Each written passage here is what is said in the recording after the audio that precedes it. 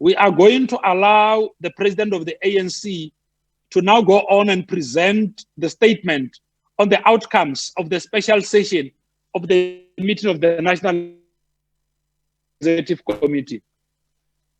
Here are members of the media, the fourth estate. They are here to capture important resolutions of the ANC as the leader of society, to understand what we are doing to deal with the issues that are out there in the public, which we are expected to provide leadership on. I'm going to hand over to you, President, to speak to the media. Over to you, President.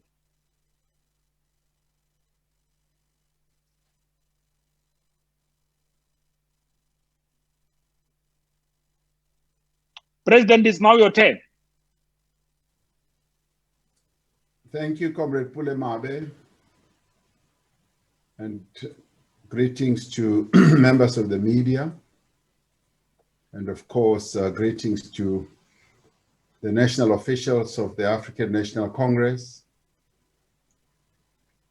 We welcome this opportunity to be able to brief the media and indeed the nation, especially our members, about the decisions that were taken by the National Executive Committee of the African National Congress, which held its virtual special meeting from the 28th to the 30th of August to take forward specific matters that included issues such as the COVID-19 pandemic, the fight against corruption, the progress that is being made on the Economic Reconstruction and Recovery Program,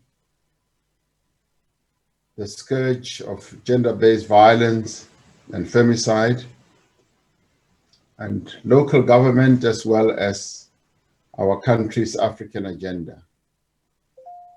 The NEC received an update on the state of the coronavirus pandemic in our country and the measures that have been taken by government and many other sectors of society to reduce the spread of COVID-19 and limit its impact on people's health, lives, and livelihoods. The NEC was encouraged by the significant decline in new coronavirus cases across all provinces, as well as the decline in hospital admissions and deaths. These figures suggest that the country has most likely passed the peak of infections earlier than projected, with fewer infections and fatalities. This is due in large part to the decisive action taken in March to curb transmission of the virus and by the adherence of all South Africans to the measures that were necessary to prevent infection. The NEC mourned the lives of those who passed away as a result of COVID-19 and extends its condolences and sympathies to the families and friends of those who have passed away. The NEC paid tribute to the doctors, the nurses, health, and other frontline workers whose tireless and selfless efforts have helped to save lives and restore many patients back to life or to health. The nation owes a debt of gratitude for working under difficult conditions, at risk to their own health, to ensure that we overcome this health emergency. The NEC agreed that the safety and health of all frontline personnel must be a priority and welcome the engagements that have taken place between the Department of Health and trade unions to ensure that there is adequate supply of personal protective equipment for all frontline workers. The meeting also welcomed the decision of government to move the country to Alert Level 2 from the 18th of August 2020 and agreed that this was justified both by the decline in infections and by the need to resume most economic activities in our country as speedily and as safely as possible. However, the NEC agreed that, as is happening in many parts of the world, there remains a substantial risk of a second wave of infections as restrictions on movement and economic activity are relaxed. It is therefore vital that all South Africans remain cautious and vigilant and continue to adhere to the most basic prevention measures: wearing masks, physical distancing, as well as regular hand washing and sanitizing. Through consistent adherence by all South Africans to these and other measures announced by the health authorities, our country will be able to avoid the economic and social disruption of a return to more restrictive regulations. The ANC will continue to intensify its campaign of awareness and mobilization among communities to prevent the spread of the virus and ensure adequate care for those who fall ill. It will also campaign for widespread take-up of the National Contact Tracing app, it's called COVID Alert SA, which will soon be launched to inform people privately and unanimously if they have been exposed to a person who has tested positive to coronavirus. The NEC notes progress on the measures put in place to deal decisively with corruption related to COVID-19, including to recoup illegally acquired funds. Law enforcement agencies must leave no stone unturned in dealing with this matter. Repeat, law enforcement agencies must leave no stone unturned as they deal with this matter. Government must explore all avenues to speed up investigations and prosecutions of those and other related corruption cases. The NEC welcomed the decision by government to make public details of COVID-related contracts awarded by all departments and public entities. This is an important step towards greater transparency and accountability in government procurement. In fact, it is seen as being quite historic. The NEC commends all South Africans for their united action over the last 5 months to keep themselves and others safe. This spirit and dedication will be required in the many months that lie ahead as South Africa and the world comes to terms with this new normal. The NEC welcomed the progress that is being made among social partners under the auspices of NEC to develop an economic reconstruction and recovery program.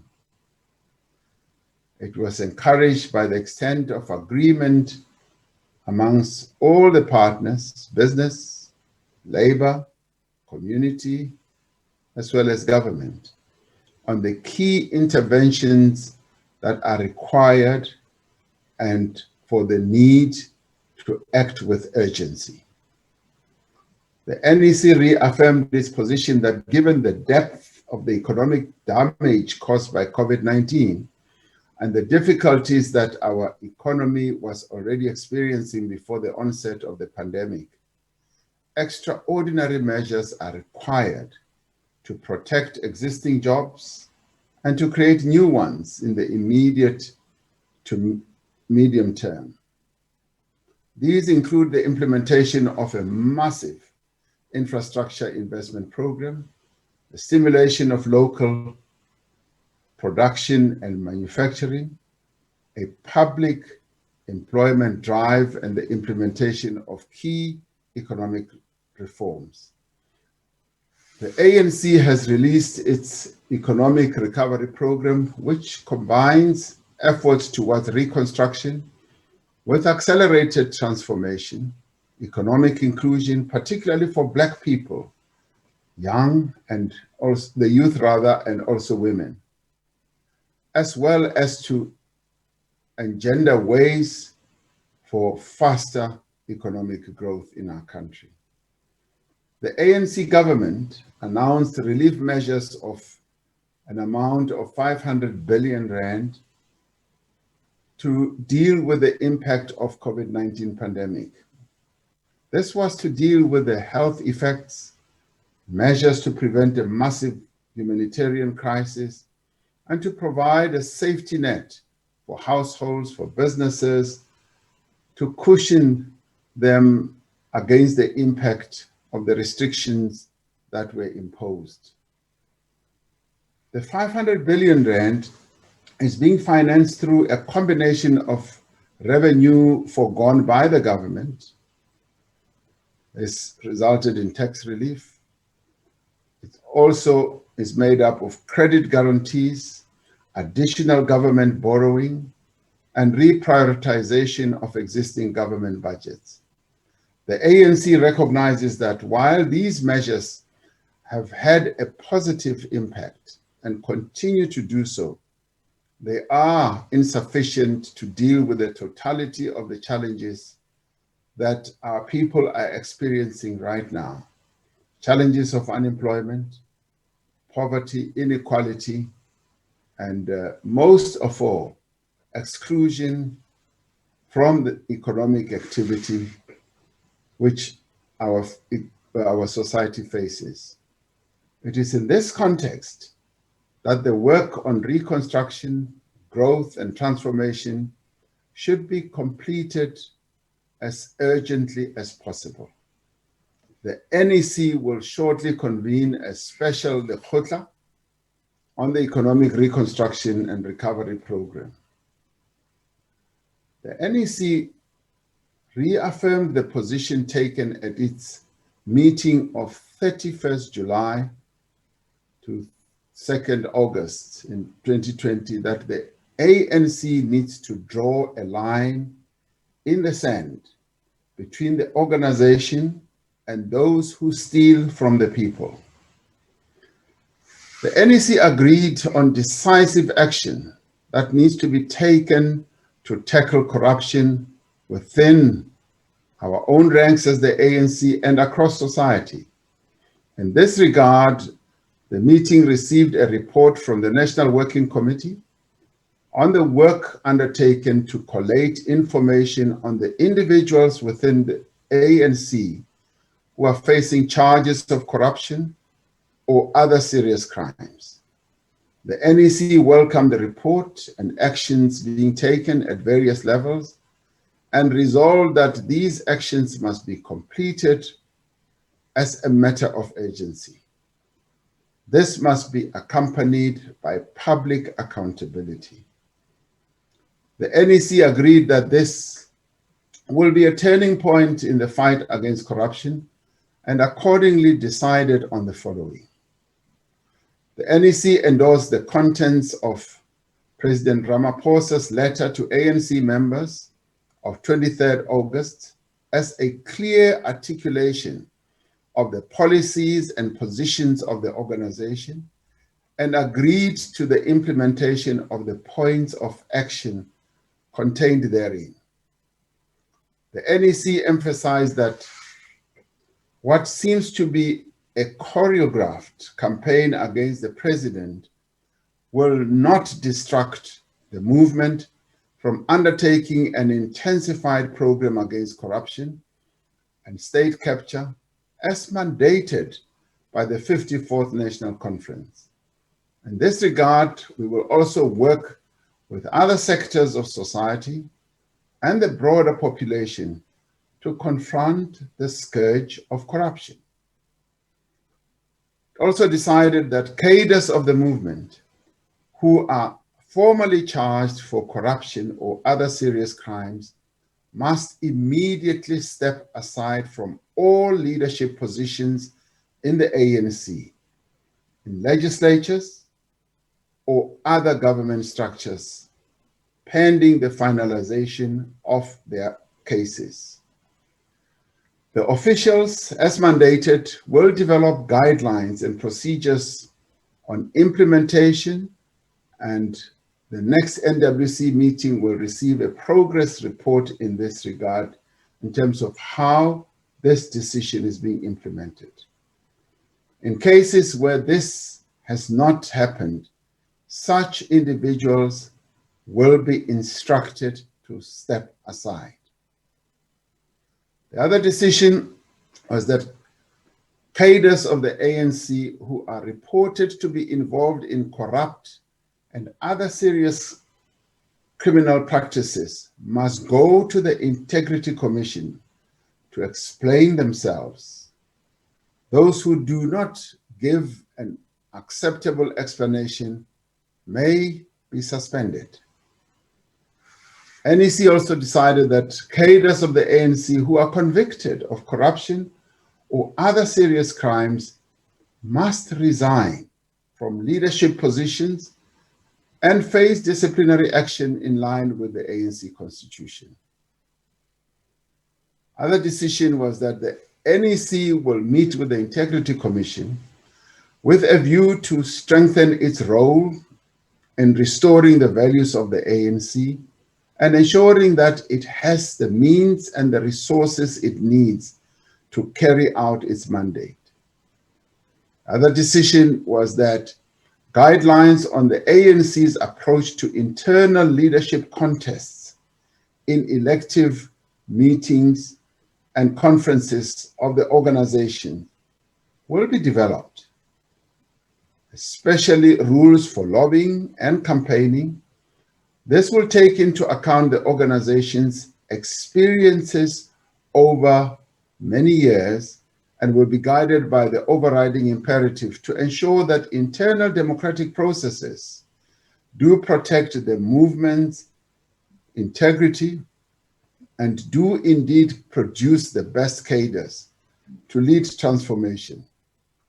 The other decision was the ANC will put in place a mechanism for leaders to make regular declarations of financial interest to the organization, drawing on existing practices in parliament and government. The system and process will need to ensure a proper balance between privacy and accountability.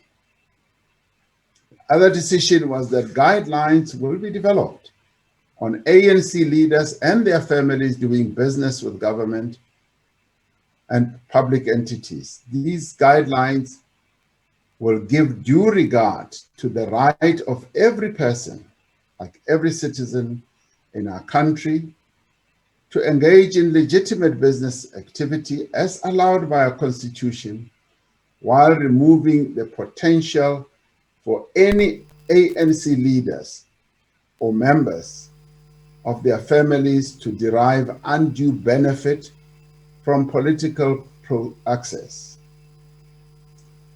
Proceeding from the understanding that this is a matter affecting all parties and government institutions, the ANC will also table this matter for discussion in the legislatures and encourage forums such as NEC to engage on this issue.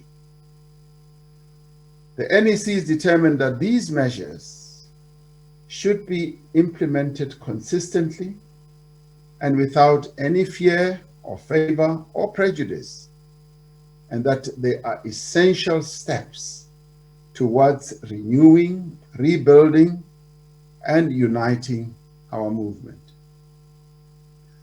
The NEC also discussed matters that have to do with local government. The NEC received the reports on local government. It also listened to proposals on electoral reform, on the process of selection of ANC local representatives, of public representatives, and on preparations for the 2021 local government elections. Now, this discussion is still ongoing because the NEC will continue discussions on these matters at a special session later in the week. NEC also discussed organizational campaigns and programs that are the lifeblood of the African National Congress. The NEC took note of the organizational campaign against racism and vowed to intensify the promotion of the principle of non-racialism in our country and to continue to fight racism and tribalism in the movement and in society. This is particularly important as we celebrate Heritage Month in September 2020, recognizing the centenaries of anniversaries of Harry Gwala, Rusty Bernstein, Boyisi Lemini, Phyllis Ntantala, Robert Gesha, and a number of other stalwarts of our movement who have moved on. The NEC condemned in the strongest terms the killing of disabled teenager Nathaniel Julius from El Dorado Park. As a society, we are responsible for the well-being and protection of children and persons living with disabilities. The NEC also reflected on the ongoing program against gender-based violence and femicide and urged Parliament to move swiftly in considering and finalizing the legislative amendments that have been tabled before it to strengthen measures against gender-based violence and femicide. It welcomed the broadening of engagements by men and boys on the role they can play in the fight against gender-based violence and femicide, and added their voices to the call that women's lives matter. As we conclude Women's Month, we must ensure that in dealing with gender-based violence and femicide, as the worst manifestations of patriarchy, we also tackle other dimensions of patriarchy, including the economic exclusion of women in the economy of their own country. When it comes to the African agenda, the NEC notes that South Africa continues to play a critical role in its capacity as African Union Chair, as led by President Ramaphosa. It welcomed the reports on work done around a continent-wide program on COVID-19, working with the AU Commission, regional economic communities around the various regions on our continent, and the Africa Centers for Disease Control and Prevention. The NEC further acknowledged the impact of COVID-19 on the implementation of the African Continental Free Trade Area and appreciated the resumption of work to take the process of a common African market forward. It welcomed the fact that the Office of the Africa Free Trade Area has now been opened in Ghana, headed by one of our own as Director General. It also notes work being done to continue to silence the guns in Mali and Libya and ensure stability in Mozambique, Sudan, and Zimbabwe. The NEC welcomed government efforts to engage the situation in Zimbabwe, in particular, the deployment of special envoys. It emphasized the importance of the envoys engaging with all stakeholders in the country to assist in addressing the current situation. ANC and government processes must complement each other. the NEC supported greater party-to-party interaction between the ANC and ZANU-PF with the intention to develop a fuller understanding of the situation in Zimbabwe and to determine how the ANC and government can play a supportive role. It was also agreed that the ANC must speak to all parties and all stakeholders as well. Concern in the discussions was expressed at the insurgency in Mozambique. Government was urged to effectively address any security threats to this country and to provide support to the government of Mozambique should this be requested. But also importantly, that we should continue to act within the parameters and framework that have been set out by SADC. The NEC agreed that the International Relations Committee of the ANC must provide detailed reports on these two matters at its next meeting. The NEC supports the ongoing alliance campaign of solidarity with the people of Palestine in this very difficult and trying time that they are going through. The special NEC of the ANC has made significant progress in addressing critical issues of organizational unity and renewal. It has emerged from this weekend's meeting with a clear direction and unity of purpose.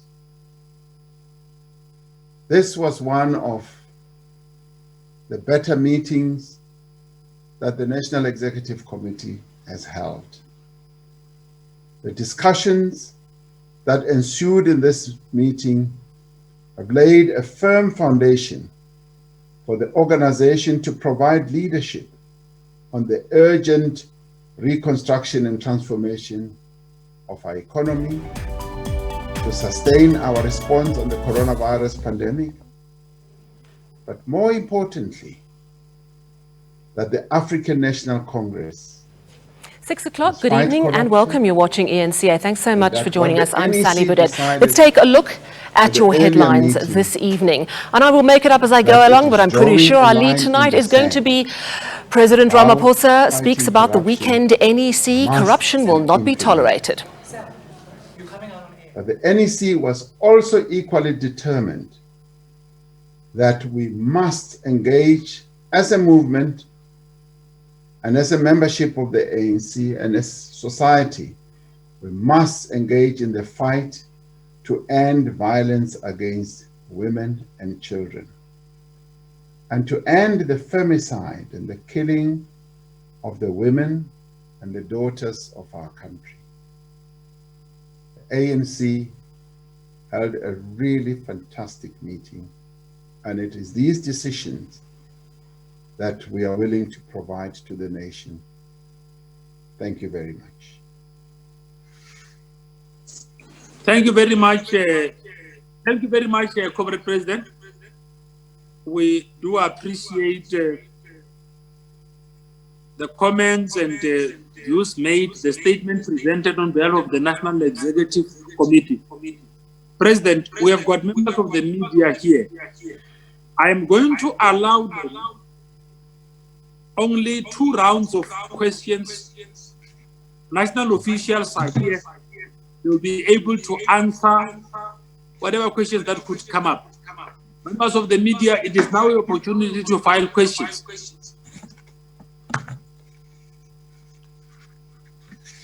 Just indicate your newsroom, where you come from, and all of that, so that would know. Hi, William Voko from ENCA. When you're not asking questions, can you please mute? We are now dealing with the question from Voyo. Otherwise, yes. Those who speak when others are raising questions, we're going to remove them. Okay. Mr. President. Voyo, you can go ahead. Yes. Mr. President, where members don't do the right thing on their own accord, whose job exactly is it going to be to ask members facing corruption charges to step aside? In other words, will there be a person, office dedicated to this task? And then the second question, in an interview I had with the SG a few weeks ago, he said he had raised with the rest of the ANC's most senior leadership a big concern he has and has evidence of that state law enforcement agencies are being used again to fight factional battles. Did he raise this matter with you, Mr. President? And if so, what was your response? And don't such comments impugn the integrity of state law enforcement agencies? Thanks.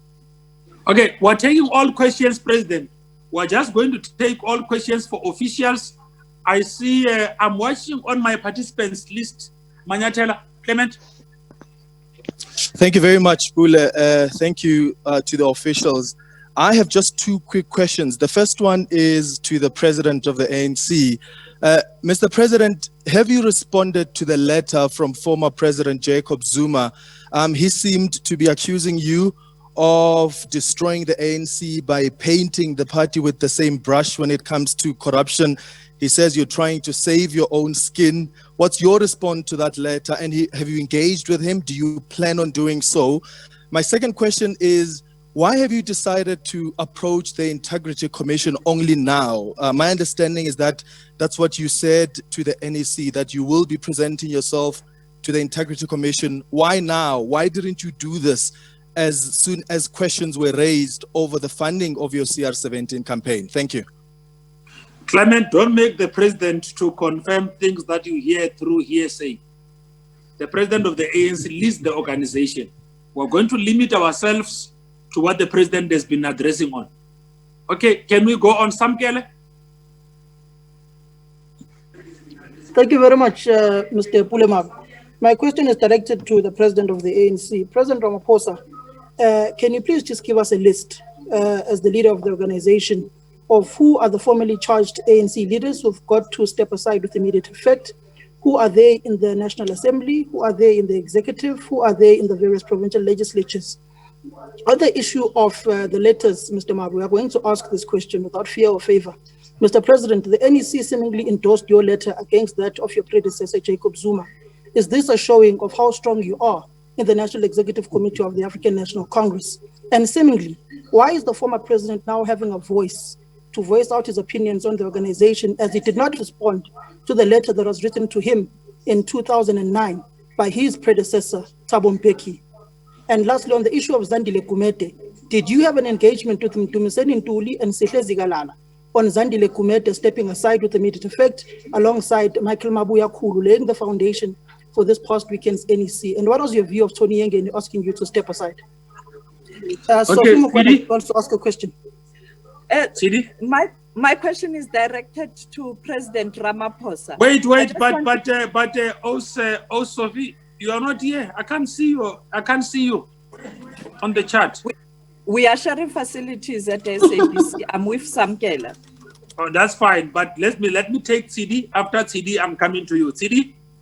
Thank you so much, Pule. Hello, everybody.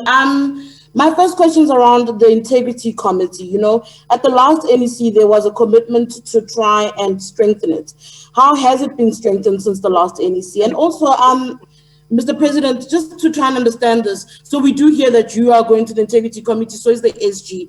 The one thing that's been strange, or at least misunderstood, about the Integrity Committee is that it bases a lot of what it does on what media reports are. And one might want to argue that, and I think it's an indictment of my industry, if you may, that there's a bias towards you and there's a bias against the SG. So does that not play a role in predetermining the outcomes as far as the Integrity Committee is concerned? How do you avoid that? And then my last one, again on the Integrity Committee, what does this then say after this NEC, say about the Deputy President, who supposedly was not necessarily cleared? And then what does it say about Deputy Finance Minister David Masondo? Did the NEC discuss his fate as far as the recommendations were made by the Integrity Committee? Thank you. Okay, I've got another question from Karima. Karima, can you come in? Mr. President, to clarify, Hi, this is Karima. I want to ask a question to President Ramaphosa. I want him to clarify what he means when he says the NEC wants law enforcement agencies to act immediately. The reason why I'm asking this question is because according to an NPA report, the de Kock report, several senior prosecutors, including 2 provincial heads, are found to have acted unlawfully. Now, the president of the country appoints those prosecutors. And I want to ask the president of the ANC if the NPA, if the ANC is suggesting that the NPA address those matters to the president of the country, because it's only him that can act. And if those who are supposed to uphold the rule of law are guilty of breaking the law, surely it undermines the constitution and the fight against corruption. So can the president of the ANC ask the president of the country if the NPA has written to him about the conduct of these 2 prosecutors and whether indeed he's going to set up a commission of inquiry like he did with Advocate Jiba and Advocate Mukwebe? That's the first question. The second question, when the ANC NEC says members must step aside, do they accept that if a member is in a legislature or in any position, if they still receive a salary, they are in a position of power? In the case of, for example, Mayor Zandile Gumede, she might not become a member of a committee or a chair of a committee, but she's still an MPLA. She wields enormous interest and influence. So how does it signal that you frown upon her behavior when she gets to hold on to her salary and stay in her job? Thank you. Okay, Genevieve. Thank you, Pule. I've been covered on most things. Just a quick question regarding the decision about allegations, and when a member is facing allegations, they must go to the Integrity Commission. Was there any clarity given on what those allegations are? I mean, if there is a media report about you having done something wrong, based on that, must you go to the Integrity Commission, or is it based on just if there's allegations against you, say at the Zondo inquiry? Was clarity given on what does it mean, when, what kind of allegations? Can it be based on a media report and then you should go to the Integrity Commission? Thank you. Okay, Farrell, can you come in? Okay, there was a question from Farrell. I see maybe she doesn't want to ask it. Farrell? Okay, there was a question from Farrell. I see maybe she doesn't want to ask. Okay, Alex? Thank you very much, Pule. Okay, Farrell, are you coming in? Alex? Thank you very much, Pule. The question is whether the Integrity Commission can only make recommendations, or whether its findings are binding on the NEC. Okay, that's fine. Alex, can you come in? Thank you, Pule. Alex Winning from Reuters. The first question is, will there be a mechanism to revoke membership of the ANC for people who are charged and ultimately convicted of corruption and other serious crimes, so they don't just step aside for a short period and then return to important positions soon after? And then the second question is, how many officials is the ANC expecting to now step aside since the NEC decided that they must do so with immediate effect? Are we talking about a handful of officials here? Are we talking about dozens? Could you give a sense of the scale of the stepping aside that we're now expecting to see? Thank you. Okay, no, that's fine. I've effectively taken all of the questions from the media. We don't have any other outstanding question. President and the officials, these are the questions that are coming from members of the Fourth Estate. All officials are welcomed to answer the questions. What I will ask the media to do is to mute themselves so that they could be able to listen to the responses that are forthcoming on the questions that shall be asked. President, Deputy President, National Chairperson, TG, DSG, SG, all of you can now answer. Well, let me start off, and my other comrades will also come in. Maybe start off with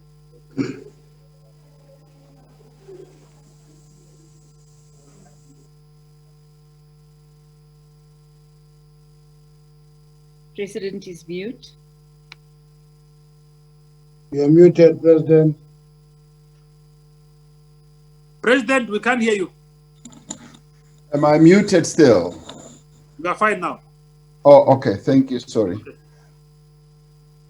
On Vuyomvoko's question, at what happens when members don't do the right things and step aside,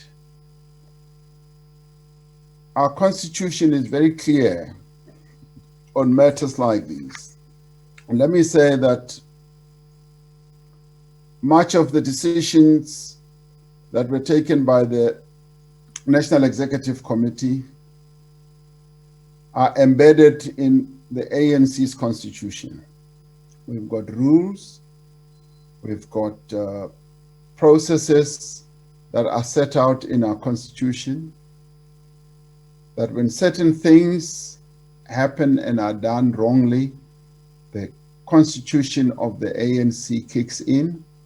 There are disciplinary processes, there's an IC process, and there's also a dispute resolving mechanism, and there's also an opportunity for the leadership to have conversations with members and inform them that on this issue we believe that you do need to step aside. And if a member does not want to comply, the ANC constitution kicks in through a well-established disciplinary process that is set out in Rule 25 of our Constitution.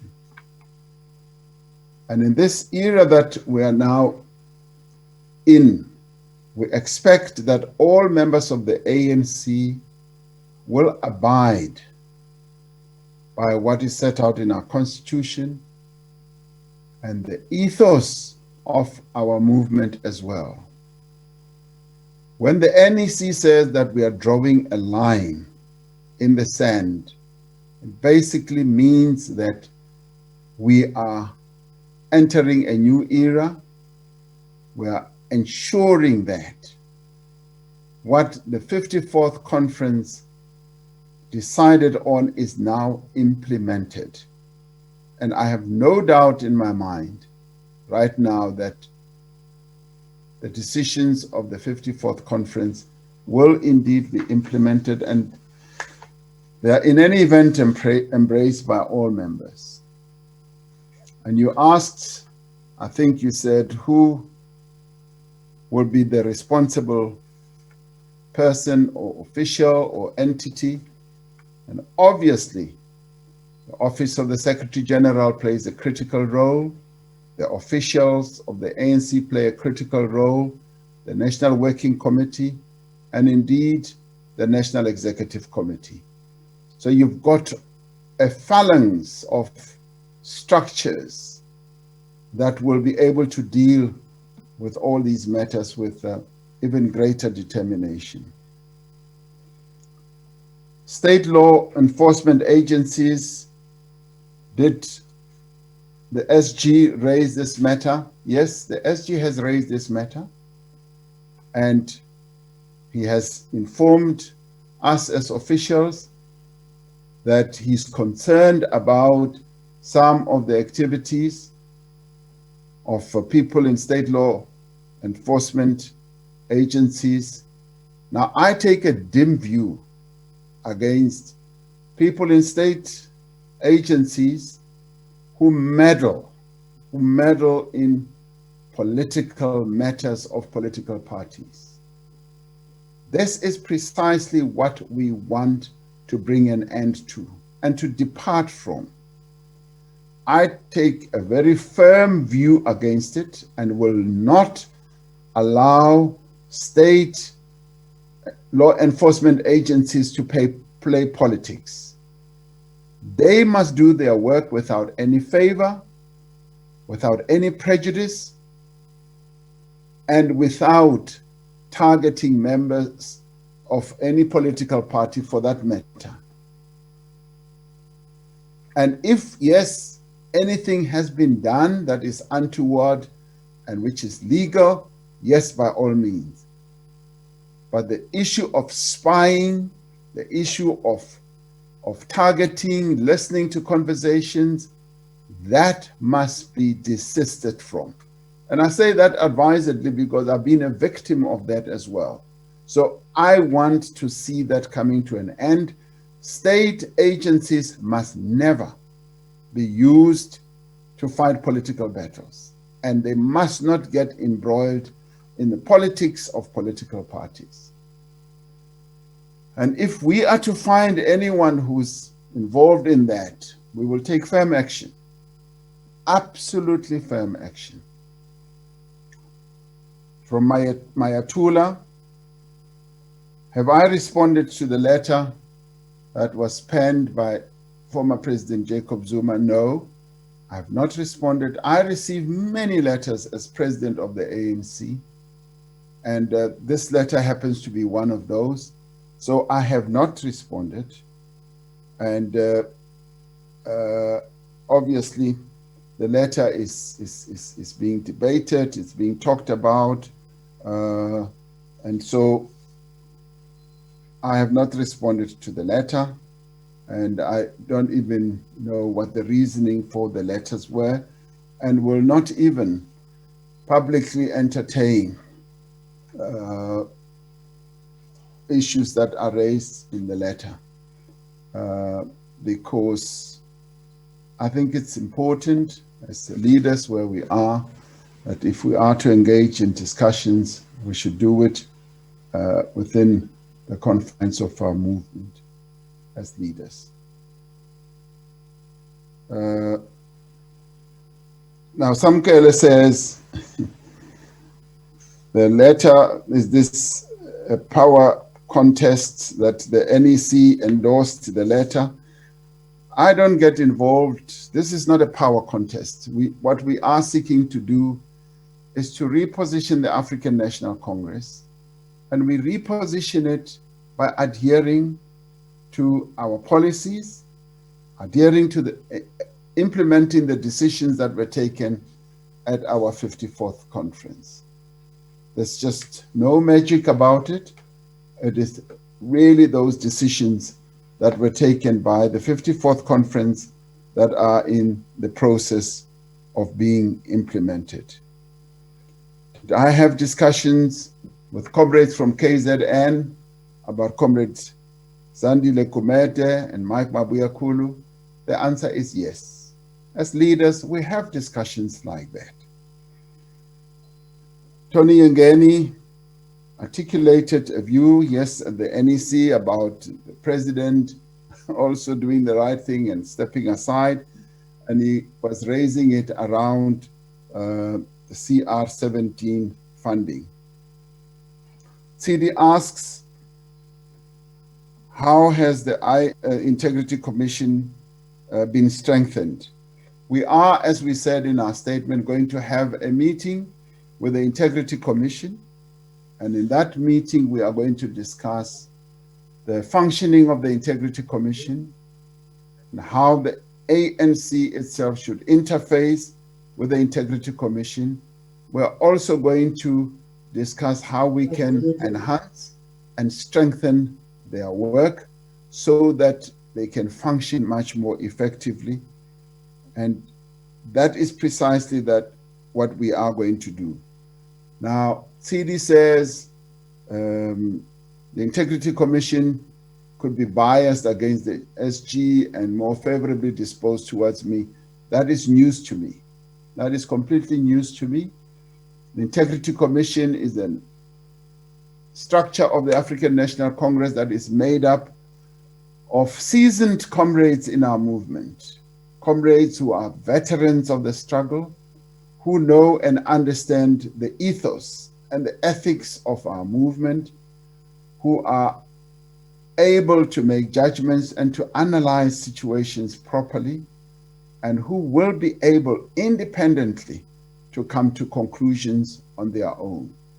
So anybody who presents themselves to the Integrity Commission goes there having the confidence that we are talking to the elders of our movement. We are talking to people who are well versed with the policies of our movement, with the history of our movement, with the strategies of our movement, who will be able to apply their minds on everything that any one of us has to present. And I'd like to believe, and it is so, that they will be able to act without any fear or favor or prejudice against any member. If they become biased, then they have no right to be members of the Integrity Commission, no right whatsoever. What does this say about the DP and Comrade Masondo? I don't know what this question is all about. The DP went to the Integrity Commission, had a thoroughgoing discussion with them, and obviously they have given a view, and which view really needs to be interrogated and understood fully. And in the course of our discussions, we're doing precisely the same. Comrade Masondo has also been able to appear before the Integrity Commission, and he's given a reply to them. And I think that process should be looked at in that context as well. Karima asks about the issue of prosecutors. Can the president of the ANC ask the president of the country whether the president of the country, after talking to the president of the ANC, will be able to set up an investigative commission, which obviously will be done by the president of the country, and the president of the country will have to inform the president of the ANC what the president of the country has done. Very, very complicated, Karima. The matter that has been raised by one of the key officers, de Kock, is a matter obviously that will need to be given attention by the president of the ANC, and we will pass on the message to the president of the country, so that the president of the country is able to give consideration to that. On the issue of people who step aside but continue to receive salaries, is that not giving them some measure of influence? I would beg to differ on that, because if somebody continues to get a salary and they have stepped aside, I don't see what influence that gives them. And by the way, on this issue, we do need to comply with the labor laws of our country. We have labor laws that regulate situations like these. And when a person has stepped aside and has been asked to move to the side and to take a leave of absence, we've got to continue abiding by the labor laws of our country until the matter is finalized. And once the matter is finalized, that is then that a matter of salaries or other benefits will come to the fore. Genevieve asks about allegations, and if allegations are raised against anyone, and they are just mere allegations, stories, and sometimes they can be the type of allegations that are planted either in the media, and sometimes we've seen that some allegations do get retracted, and there are legal suits that ensue between those who are alleged to have done certain things and the media. And in this regard, we say, even the media should be really, sure of their facts, but we leave that to them, no doubt. But if allegations are made and there are allegations that have weight, the person should go to the Integrity Commission. That is what the 54th conference decided, that if there are allegations against anyone that have to do with corruption or serious crimes, even before that person is charged, they must do the right thing and go to the Integrity Commission. because failure to do so could get the Integrity Commission to either call you or to come to certain conclusions. So we say that there have to be serious allegations that are of such a nature that somebody must go and answer for themselves in a satisfactory manner and open up to the Integrity Commission. And once they have done so, the Integrity Commission will give consideration to what they are saying and come to a view. And they may say, in our view, this does not need you to either step aside or take any action. But at the same time, we've got other structures in our constitution that can kick in. A disciplinary process can also be invoked against a person. Ferrier says, are the decisions of the Integrity Commission binding? Thus far, even at our conference, this is a matter that is still to be discussed and finalized. And we are going to have this meeting with the Integrity Commission. And the Integrity Commission will be able to have a thoroughgoing discussion with the NEC. And in my view, ideally, decisions of the Integrity Commission must be binding, because the Integrity Commission is set up to look after the ethos, the values, and the ethics of the African National Congress. Alex says, will there be a mechanism to revoke, and I wrote revoke the membership? Yes. Is there a mechanism to revoke the membership? Yes, of course. There is a mechanism to revoke anybody's membership, and it's set out in Rule 25 of our Constitution, where if you are subjected to a disciplinary process, the disciplinary committee can come to a whole range of decisions, including revoking your membership, including saying you are expelled and may not join the ANC again for X number of years. So all that is set out in our Constitution. How many officials can we expect to step aside? I'm not in a position to can say now, and I think an earlier question is, who are the people that we expect should be affected by this? There are some people who have, of their own volition, already decided that they will step aside because they have realized and got to hear what the decision of the NEC is. So there are those, and we must pay tribute to such members and pay respect to them, and say that they are putting obviously the interests of the ANC ahead of their own personal interest. Am I able to count how many there will be? No. What we have sought to do is to set up a process, and a process which in its implementation will deal with all these matters. And in many ways, it is set up so that we put the issue behind us, so that it becomes automatic, so that comrades who stumble along the way and find themselves entangled in a number of issues should themselves of their own volition know that these are the rules. These are the rules of the African National Congress, and therefore I have stumbled and I need to abide by the rules that have been set up by the African National Congress.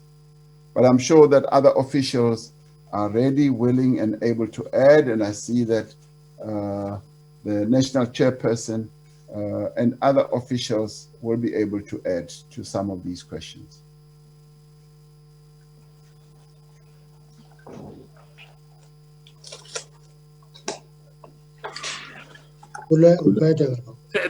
Thanks, President. National Chair? No, I wanted to add on two issues. The first one is Comrade Tony asking the president to step aside. That was actually a media story than a report on the NWC or the NEC of the ANC. Because in any organization, a motion is a motion when it is proposed and seconded. If one member make a comment and nobody supports that comment, it can be treated as a motion of a meeting. Now, I call it a media story because Comrade Tony made this comment in the NWC, he didn't repeat it in the NEC. But before we left the NWC, the story was ANC heavyweight asking Ramaphosa to step aside. So it was a planned story and it became the story of the weekend for the media. But it had nothing to do with the ANC, NWC, and NEC. The second one is whether endorsement of your letter against Zuma. It's not against. I want to clear that it's not against the Zuma letter, Ramaphosa letter endorsed against Zuma. It's not. But the NEC endorsing the letter of the president affirms two organizational principles. At any given time, there's one president. And when the president communicates with membership of the organization, that is the communication of the organization. That's why every time we talked about the letter from the president, we equally emphasize the letter from the SG, which was talking to the implementation of the issues raised in the president's letter. So that was the confirmation that there is a president, and that communication is a communication of the president. And it affirms another very important principle, that it is something that is almost a taboo for any official to attack his predecessor or his successor. It's not done because there must be a particular relationship between a successor and a predecessor. And this plethora of letters actually worked against that. For example, the reason that this letter became to look suspicious is that it follows on a letter by Anle Lungisa, it follows another letter by other group, and another thing. So it looks like a choreographed attack on the president. And we have a responsibility to actually kill a choreographed attack on the president because he is the leader of the organization. Those are the two issues that I wanted to add on and emphasize to, I suspect it was Clement, of here they come with a false projection of unity. Unity cannot be false. It is a practical, actionable process. It doesn't mean we agree on everything. It's an organization of human beings, not of water. Because if it's water, you pour it on a slope, it goes one direction. In an organization, people use their brains, they debate and take decisions. That is it. Thank you very much. While you are at that, I just want to add before the SG comes in, the issue of that was asked by Mayetula about why do I go to the Integrity Commission now? I did seek to clarify this, and I don't know, maybe you missed it. I did say when I spoke to the NWC, and to the NEC rather, I said, the Integrity Commission had at an earlier stage asked me to come before them. And I had said to them at the time that shouldn't we rather wait for the processes that were underway through public agencies, such as the public protector, such as the courts, and wait for those processes to be done, and thereafter I would then be able to appear, because those processes have more resources. They would be able to look into everything, fathom everything, and they would also be able to better inform anyone else. And that was agreed to. And following that, I then felt that now that the process is somewhat completed, I should now go to the Integrity Commission myself and go and account for the CR17 process. But I will also be raising another matter that I raised almost 2 years ago. This CR17 issue came up. I did, of my own volition, suggest that it is important for the African National Congress to come up with guidelines that will regulate how leadership contests should be conducted. Because over years, we've seen leadership contests resulting in processes and actions that we had never had in our organization. And all of us just got entangled in them, got lost in them, and we now need to regulate these. And sometimes we learn from experience to curb whatever may be happening in an incorrect manner. So I will be raising that too with the Integrity Commission. And of course, it is up to the African National Congress through its own structures, as the NEC has decided to do, to come up with guidelines and regulations to deal precisely with this matter that we went through going towards Nasrec. Thank you. Pule, thank you very much. Thanks, President, officials. And let me thank the media also for having afforded us this opportunity to account to South Africans. As the President and the National Chair has said, and I always emphasize it when we have our press conferences, that maybe at times it is necessary to teach the media how the ANC works and operates. Because I heard some of you saying this is the illusion of unity. The ANC, this is how it works because it has responsible leadership. We're not like leaders of any other political party because we are a governing party, and we are more responsible than any other person. And that's why we will ensure that we work as a collective. In the National Executive Committee, we actually do what we have fought for during apartheid. People have the right to raise their views. People have the right to have different views from myself, from the president, and we such engage. And at the end of the day, we have persuasion. It's not about numbers. It's not about so-called factions in this. We engage, we persuade one another, we listen to sense and reason. And that's why at the end of the day, we are able to communicate decisions of the highest decision-making body in between conferences, the African National Congress. Because I think even Comrade Tony, and that's why I always say, don't have your sources within the ANC, because Comrade Tony posed a question, not just to the president. When he asked that question, he said, President, why don't you step aside? And many other leaders in this National Executive Committee. But you only capture the fact that Comrade Tony has pointed at the president. I think we need to ensure that we don't get our information from sources.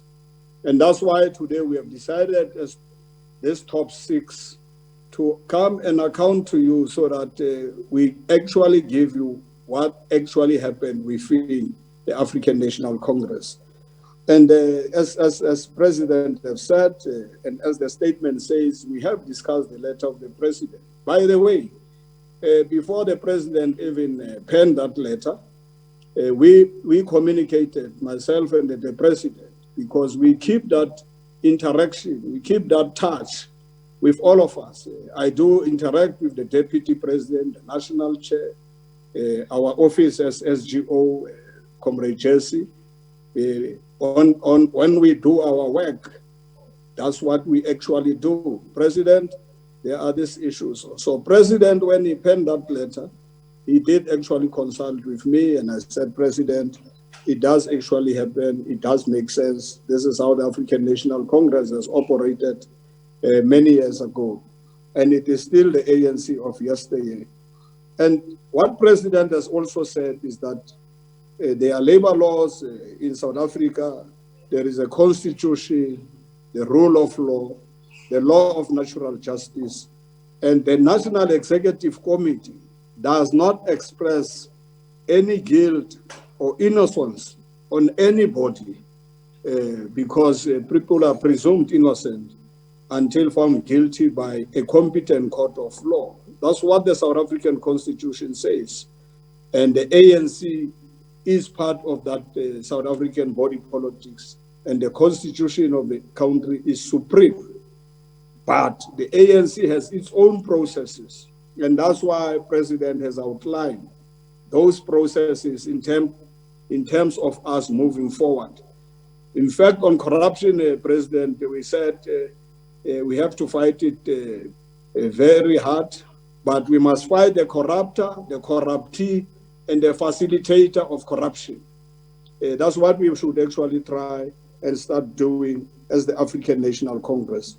But otherwise, there are processes within the ANC, and some of the matters which we may not be able to respond to you today, they are being processed because you want to ensure that there is fairness, there is no fear, there's no prejudice. We don't prejudice anybody. We act not in a factional way. We actually keep the character of the African National Congress. And that's why I think President have said we deal with matters within the confines of the ANC. I just wanted to emphasize those points because they are very, very important and crucial. And that's why we are also saying to the media, don't push law enforcement agencies to do what is wrong. Give law enforcement agencies the right to investigate, the right to do their work without biasness, without any fear. President have said it. I think everybody in the country, including law enforcement agencies, hear what the head of state is actually saying. And I want to close it by saying, lastly, we are in politics. And in politics, we have to understand certain things that it's not conspiracy theory. If you want to finish this movement, the ANC, you have to start at the head. We can see all those things, and we are able to assess from time to time. And that's why we internally discuss matters. And we have expressed a view, all of us, that let's maintain the unity of the movement. It's not illusion of unity. And where we have to engage the president, President Zuma, officials will actually do so, because we respect all those former presidents. And whenever there is an issue out there, the right thing to do is to engage. That's how the ANC has actually come into power. We respect freedom of association, freedom of speech. We interact, we persuade, we don't work. That's why we consult society. That's why we consult stakeholders. That's why we are saying to society, work with us, we want to work with you. Simple, humble leadership of the African National Congress. Thank you, Chair.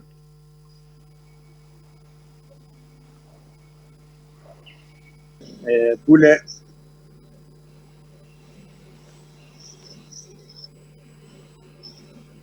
Please come back and unmute.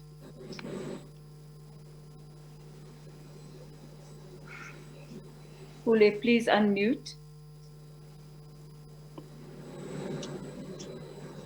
I can't see him. Okay. In the absence of Pule, perhaps I can assist. Yeah. So, thank you very much. We have a few more people who have their hands up. I'll just call them. Our Faith. I have Faith who wishes to ask a question, and I followed by Pule from ETV, and then Mesofi, Mukwena, and Tsidi, and then Samkelo coming back for a second bite. So if we could please start with Faith. Second and last bite, DSG. Yeah. Faith, could you go ahead, please?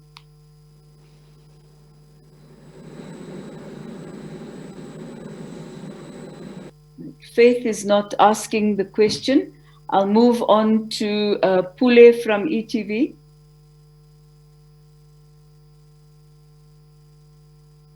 Also not available. Mesofi, Please go ahead. My question is directed to the president of the ANC, who is also the president of the Republic. Mr. President, clearly the NEC did discuss international issues looking at balance of forces. The Zimbabwe question, you did send the envoy to Zimbabwe. Can you share with us what was the outcome? And there are concerns that much as the Zimbabwean government is saying there is no crisis, but there is a Zimbabwean crisis in South Africa, judging from what's happening at the borders. And then two, on Mozambique, do you have any plans as SADC, but also as the AU, you responding in your capacity as the AU chair, to deal with that security challenge in Mozambique that's likely to affect the entire region? And finally, you will be addressing the United Nations General Assembly virtually. What will be your message on behalf of the continent and the Republic of South Africa? Thank you, Ms. Sophie. We'll take a few more questions before we come back to Samkelo. And I noticed that Ms. Sophie and Samkelo needs to do a bit of social distancing. Very close, sitting very close together. Could we ask, we will then go to Umbali from Newsroom. Okay, my question is to the President. President, you spoke of a choreographed campaign to attack you. What do you think was the intention in that regard leading up to the NEC meeting? And coming back to the letter from former President Jacob Zuma, one would also say that it was actually bordering on basically to insult you. What will the ANC be doing when it comes to this letter? Are you planning on dealing with this on a disciplinary level? And also, just the last one from me, when it comes to the issues around corruption and those who have been convicted of corruption, can you clarify, President, whether this decision will also apply retrospectively, basically also dealing with the issues around people like Tony Yengeni as well as Andile Lungisa? Thank you very much. Samkelo, please go ahead. Thank you very much, DSG. My question is directed to the Deputy President. Mr. Deputy President, where have you been in the past few months? South Africans have been wondering where is the Deputy President, Honorable David Dabete Mabuza. And to the ANC top six, what steps you as a collective officials of the African National Congress will you be trying to take to try and unite the divisions that are seemingly there between the successor and the predecessor, between now and the 54th National Conference? Clearly, that letter addressed to the president by the predecessor stipulates a vote of no confidence against the incumbent and says the incumbent's leadership over the ANC is seemingly ignoring all of the 54th National Conference resolutions, such as land expropriation, the nationalization of the South African Reserve Bank. How will you do to try and unite these seemingly still warring factions? And lastly, Mr. Deputy President, how is the unity campaign that you started in the ANC going? It's seemingly crumbling. Thank you. Thank you very much, Samkelo. Tsidi? Thank you so much. Can I just very quickly say to the officials, this is what we actually want from all of you, to engage a little bit more with the media. I just wanted to put that out there. But just a very quick question, few quick questions. This is said to be a choreographed attack. Can I ask from who specifically and to what end? And then just around the MPs who have been asked to step aside, is that asking them to resign or to take extended leave? As far as the SG is concerned, what charges have you been asked to appear on before the Integrity Commission? And then there's another question around the ANC Youth League. I know that there was a task team, there is a task team rather. A letter was written. I know a lot of young people in the ANC are unhappy about that particular issue. And my last one, I promise, my last one. In Gauteng, two members, two officials, one a former mayor and one a current current mayor, were told to step aside based on VBS, the VBS matter. Those two indicated to media that they would be going to the NEC to ask for you to have a say, saying that they don't agree with the PEC decision. Did the NEC discuss the fate of Boyce Maneli and Mapi for Litiye? Thank you. That's it. That's it. Thank you very much. Clement, please go ahead. Clement? Okay. I will then go to Vuyo.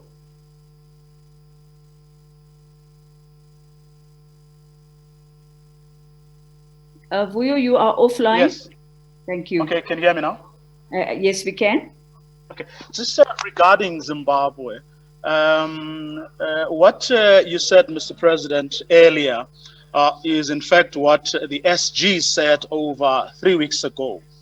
Now, has the ANC had any meaningful engagement with ZANU-PF in the past 3 weeks? If so, what are the contents of that engagement? If not, why not?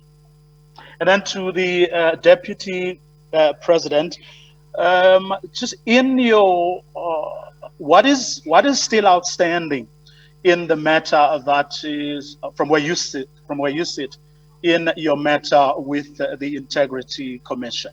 What is still outstanding, or what remains for a final decision or resolution on the matter? Thanks. Thank you very much. Karima, please go ahead. On racialism. Sorry, I have a question on non-racialism. The President spoke specifically about that issue.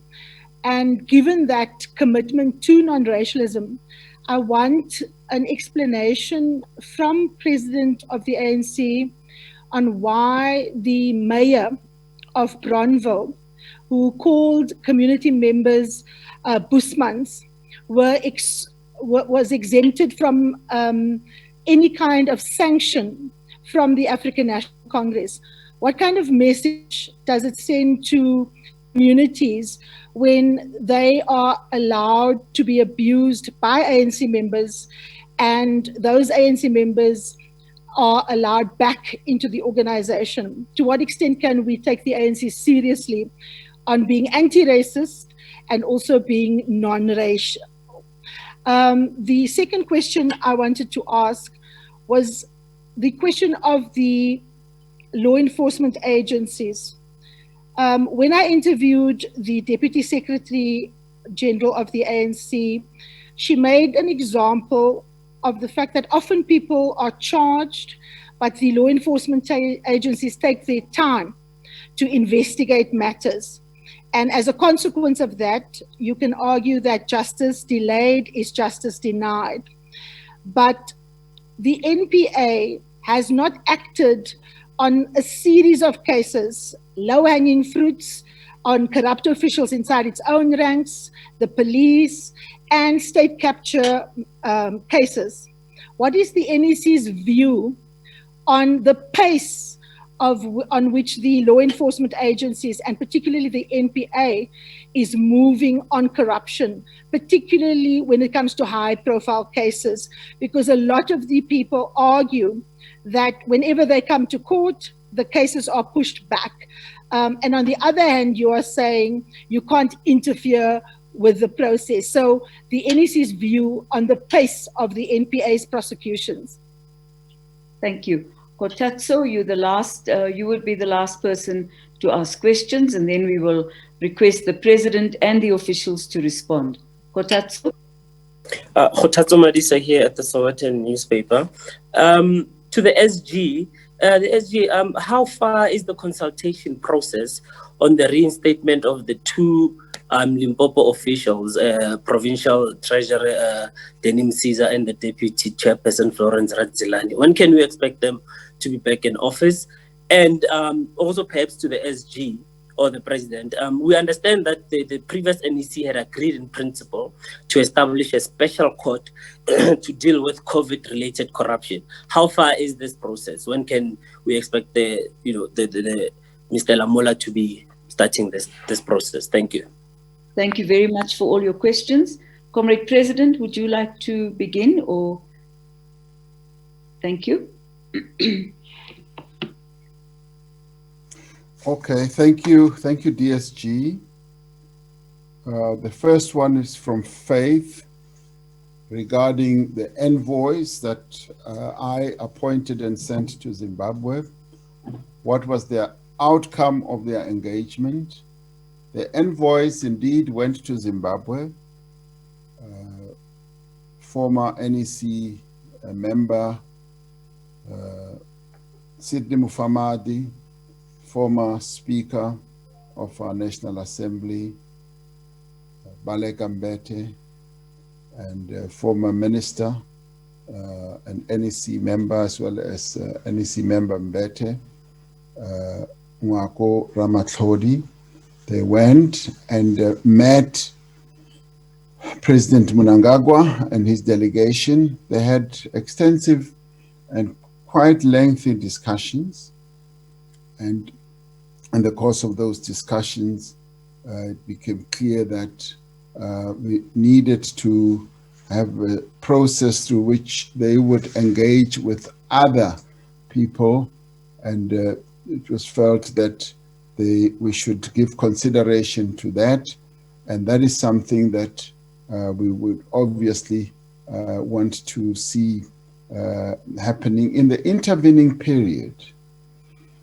As the African National Congress, and I think this begins to answer another question, we have decided that we should also have party-to-party discussions.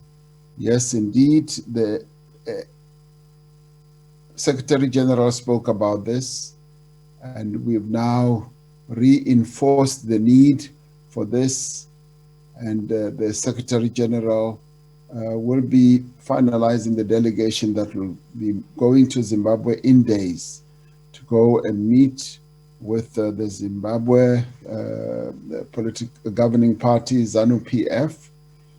In my discussion with President Mnangagwa, we discussed this, and he informed me that their Politburo wanted and desired to be in conversation with the ANC as the governing party in our country to discuss more fully the situation in Zimbabwe. And in that regard, both of us as heads of our governing parties, we agreed that this delegation should now proceed, and that our Secretary Generals must facilitate the meeting that should happen as quickly as possible.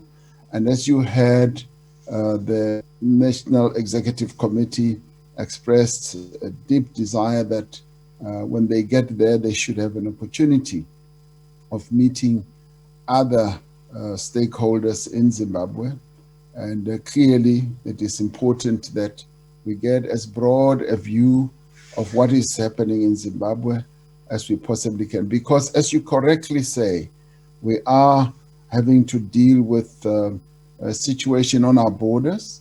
The concerns that you articulated, we are continuing to feel them on our border, and it's important that as neighbors, we're able to discuss these types of matters so that we see the extent to which we can be supportive of one another in whatever shape or form. So that is going to be proceeding. I'm sure that we will be able, as we approach the matter on all sides, we'll be able to get to grips with the situation that is unfolding there. With regard to Mozambique, are there plans to deal with the security challenge? Yes, at the SADC level, yes, the matter has been discussed quite extensively based on briefings from Mozambique itself. And as you well know, President Nyusi of Mozambique is now the chair of our region, SADC, and we are involved through various other SADC structures to be well informed and to see the extent to which plans can be put together to deal with the security challenge that we are facing there. We're going to go to the UN General Assembly, and what message will we be taking to the UN General Assembly, which will be held, as I believe, on a virtual basis? Yes, we will be taking a message from our continent. It is a message that has to deal with the challenge that we now face of COVID-19, the health challenge that the entire continent is facing, but also the economic challenge that the continent is having to deal with, particularly in relation to the debt burden that many countries on our continent have. And we will be calling for a moratorium of the debt and even a cancellation of debt, and that there should be standstill agreements that can be struck for a period which we initially thought could be 6 months or 1 year. In fact, now that we can see the impact of COVID-19, it should actually be longer. It should actually be even 4 years. And we should also be advocating of countries in our on our continent. Mbali.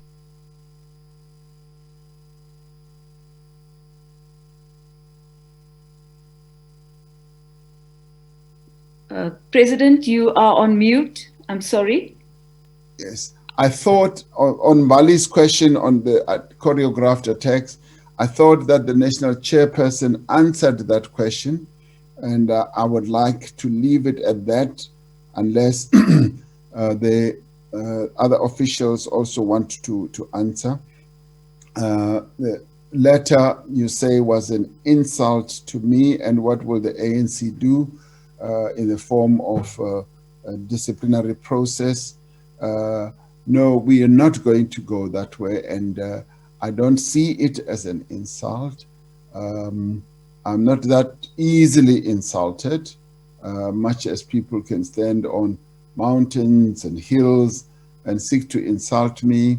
I'm not easily insulted because the burden of leadership is that you must be able to get members and others to be able to express themselves. Sometimes you don't like what they say, and as they say in Afrikaans, die hoogste boom vang die meeste wind.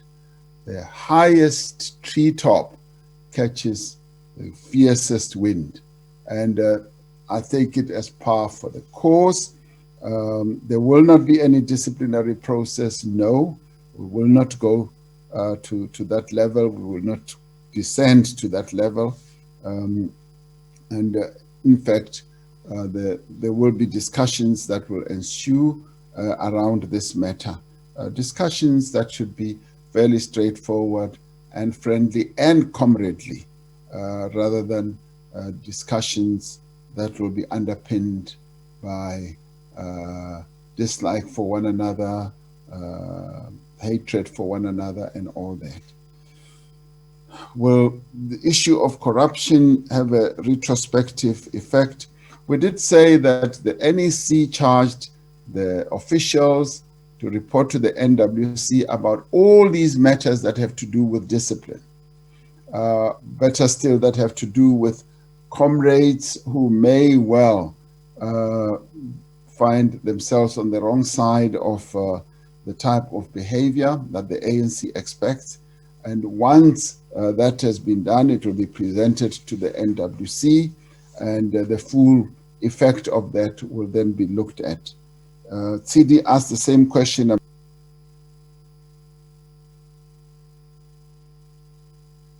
President, you have muted. I think there's an automatic muting process that is underway. I don't know who amongst the journalists is controlling it. The host. CD asks about this choreographed attacks, and I think we've answered that question. And should those who are members of parliament be asked to resign or to take leave? I think in the end, it is going to depend on the extent of what is involved. We're going to be involved in a process that leads to the implementation of our resolution. And we are going to be quite structured. We're going to be quite methodical about dealing with these matters. On the Youth League matters, I'll leave it to the SGO to answer. I did answer Vuyo's question about, has the ANC had any meaningful contact with ZANU-PF? That I have answered. On the issue of non-racialism, particularly as it impacts on the disciplinary process that ensued in Bronville, particularly the mayor, this matter is being discussed. We take the issue of non-racialism seriously in the African National Congress, and we are obviously concerned about any type of negative and insulting statements that can be made by ANC leaders against sections of our community. So the ANC is very clear and firm on that, and it was for that process that the mayor was subjected to a disciplinary process, and the matter is continuing to be handled, and we will find a solution around that.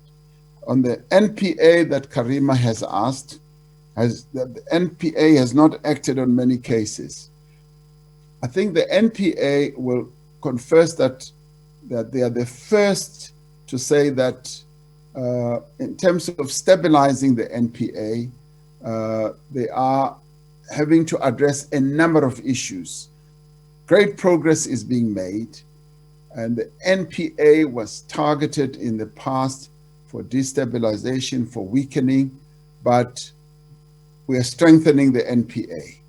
We are repositioning the NPA, and to have appointed the Independent Directorate of Investigations is also important, and to have actually also given them the powers that we have of an investigative nature and a prosecutorial nature is an important step towards dealing with cases of corruption. And when the NEC says that we must make sure that the NPA and all these other agencies do their work, and they do their work without any fear or favor or prejudice, we are serious in saying so. But we are also saying that we want those institutions to be strengthened, to be able to do the work that they are meant to do. It is only through independent institutions that are strong, that are capable, that we will be able to deal with corruption effectively. And yes, I still stand firm on this. The President of the Republic cannot be a prosecutor, cannot be a person who arrests, and cannot be a judge. All the President can do is to strengthen institutions and allow those institutions to do their work. Similarly, the ANC holds the same view, and it is firm on this view, and we must allow those institutions to do their work, and we must strengthen them. We will continue to strengthen them. They've had budgetary challenges. The budgetary allocation that they have had has not been sufficient. They have a huge backlog of cases, and they also have staff shortage. Many positions have not been filled, and of course, they're also having to deal with some within the NPA who may well have done things in a particular way, who still need to be looked at so that they commit to the new order. So that will be looked at more carefully. Khutazo says the SG will answer this question regarding the consultation process with regard to the BBS two colleagues or comrades. And all I can say on this is that the consultation process has been handled. It's nearing finalization, and this process is underway. and shortly it will come to a conclusion. You also asked Khutatso about special courts on COVID-related matters. It revolves also around the issue I've addressed, the financial capability or empowerment of all these institutions is a key matter that we are currently looking at and examining. Myself and the Minister of Justice, as well as the Minister of Finance, we're looking precisely at this matter because the COVID-related cases are piling up and they need to be handled very, very quickly, transparently, because that is what our people expect. I'm expecting that we will have an answer shortly. I do think there is a need to prosecute these cases on a special basis through a specialized type of court process, but it requires the financial capability which we are looking at the moment. Comrade DSG rather, that is, I think the questions that were directed partly at myself, and I'm sure that the other comrades will be able to answer other questions.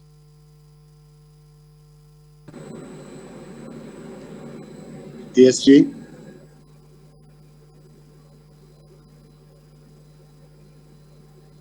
Comrade Deputy President, please, if there's any question you wish to answer. Thank you, DSG. President, officials, members of the media, thank you very much for the opportunity. Two or three questions, two from Samgelo. One on my health. I must say that I took ill for a period of a month. It's merely because of my health condition. And I was in the good hands of doctors in the country. So I came back. This, I think, is my 10th day at work. And my health situation is improving. So I'm grateful that I survived. Some of our people already were circulating information that I'm dead. Well, I'm still alive. It was a very, very difficult situation. Of course, if you're ill, it's not an easy situation. Your second question about the unity of the ANC. From where I'm sitting, I can say the ANC did well from Nasrec to date. Of course, you'll realize that in between, we take some few steps forward, and at times we take few steps backward. But overall, I think the president has led the ANC very well to date, given all the challenges that we had pre-Nasrec and after Nasrec. And I must commend the officials for really sticking together under difficult conditions. Well, at times I can see it's difficult, but all influenced by our environment. I can tell you that the media also was not very helpful. You can see in the kind of discussion that we are talking about today, there's an issue about Comrade Tony, what was said in the meeting, the context in which it was said. It is not the context in which it is reported. So certain issues get exaggerated and become very difficult for the ANC to handle. Of course, in certain instances, the media is spot on. I think our biggest challenge that we need to deal with as the movement is the ability to focus on the priorities and the responsibilities that are before us and stop to be inward looking. And I'm sure the president is very helpful. We're grateful that he's doing everything in his power to really unite the organization. Of course, assisted by the officials, and I'm sure that down the line, we are going to win this one, though difficult. It's difficult, but we're going to win it. It's our mission, and I think we're equal to the mission. It's not an easy mission, given all the challenges that we have gone through over the years, right from Polokwane to date. The question from from Vuyo, well, you'll remember, Vuyo, that I decided to step aside. Of course, having spoken to the officials, insisted on the officials that I must step aside and allow the Integrity Commission to. We had a very thoroughgoing discussion with the president, and finally the president agreed, allowed me to step aside. And the entire officials allowed. And the president spoke to the Integrity Commission to say, allow all these comrades an opportunity to present themselves, of which they agreed, and we presented ourselves. So I made my presentation to the Integrity Commission.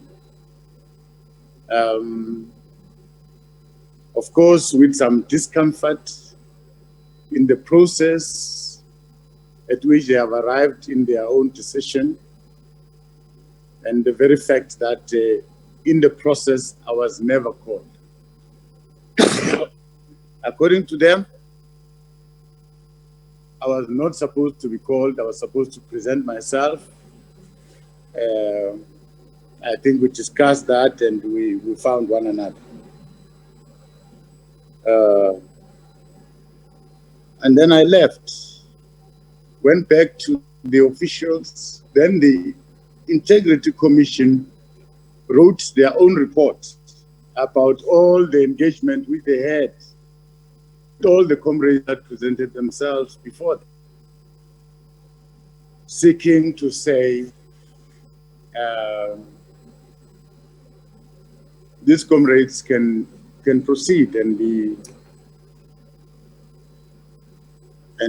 do their work in the different legislatures. That was presented to the NEC. It's in that regard that I was allowed to go back to Parliament. I've never insisted to go back. I was prepared to go the extra mile, deal with all the issues that are raised by the Integrity Commission. So from where I'm sitting,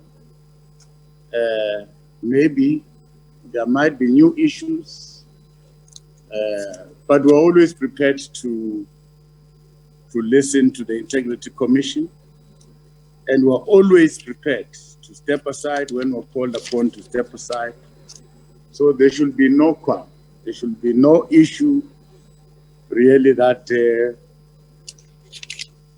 seeks to say we are undermining the Integrity Commission. That is why the president is leading by example, going there himself after discussing with the Integrity Commission. So all of us, when called upon to go to the Integrity Commission, we will go. All members of the organization will do so. We need just to strengthen our processes. We're still going to meet with the Integrity Commission to iron out a few issues so that whatever we do, there should be some sequence and coordination in the public space. So yes, I'll await for the next bite if I'm called by the Integrity Commission. But as of now, I think the matter was concluded. Thank you very much, DSG. Thank you very much, Comrade DP. Comrade SG, I will leave you to round up. I'll ask the deputy, I'll ask the national chair and the treasurer if they'd like to make a comment before you round up with the question on the Youth League. Comrade Vedamantash? No, not much, except that on VBS consultation, we'll finish that process off. And then when we finish it, I would imagine that the media will be briefed. There can be no further details on that. On my phone policy, again, people have been subjected to a process. They want to appeal, and they must be allowed to do so. And we can't announce outcome before the process. Thank you very much. Thank you very much, Comrade National Chair. Comrade Paul Mashatile? Thank you very much, Comrade DSG. I'm largely covered by the President and the other comrades. I think we should also emphasize that the NEC spent a lot of its time this weekend dealing with the issues of the economy and creating jobs. The documents on economic recovery was presented and discussed thoroughly. I can say that the media is not so much interested in those questions today. Perhaps, Comrade DSG, we need another session with them. So that I think our people must understand that we're not just only focusing on issues of cleansing the ANC, dealing with corruption. Yes, we must do so, but our people out there want jobs, want employment, and those issues are on the agenda as we speak. And we will have to explain more the implementation that is taking place. Because an impression might be created that we are inward looking, we are busy looking at issues affecting ANC leaders, etc. I think the President, when he started with the briefing, he did indicate that there was a very detailed discussion on economic recovery. And I think we'll need another session just focusing on this matter, because I think it's very important that we get our economy right, we get our country back on its footing again. State organs will continue to look at issues of corruptions, where there's wrongdoing within the ANC. Those processes are ongoing. Comrades will account, and so on. So I thought I should add that, Comrade DSG, that let's not lose sight of the important work that the NEC did this weekend, which is rebuilding this economy. Thank you very much. Thank you, TG, and also the issues around local government, yes. And that we will be having another discussion, further the discussion next week, Sunday and Monday, and after which we can have another briefing with the media. Comrade Secretary General, are you ready? Thank you, DSG. Thanks once again to President and the entire officials, DP, and the media and South African society. I think comrade officials have responded to most of the questions. And what the Treasurer General of the ANC is saying, Comrade Paul Mashatile, is that probably our people out there wanted to hear what the ANC is saying around the economy, want to say about COVID, want to say about poverty. gender-based violence and femicide, unemployment, inequalities in South Africa, nation building, non-racialism and non-sexism, because these are the issues in these 3 days which we have discussed. And that's why it is always important when you brief South Africans, because we use your platform to inform society so that everybody in South Africa, black and white, know that the ANC government is seized with all the challenges they are facing, be it challenges of water, electricity, wherever they are. Comrade Gueda has responded, National Chair, to the issue of the issue of Comrade Danny and Florence. I think that response and voice and pay for, because the ANC has processes. And President said that we have a constitution, and that constitution guides us. So I think it was important to just highlight these matters. The fact that the poor, the working class have been marginalized in the economy. And if those type of questions, I think they were very important for us to, the achievements of government, because we are not passing that message of the achievements of government in terms of COVID, what government has done up to so far, how government has used this money. You're not allowing us to give you more information, but government, I think, will give you that information.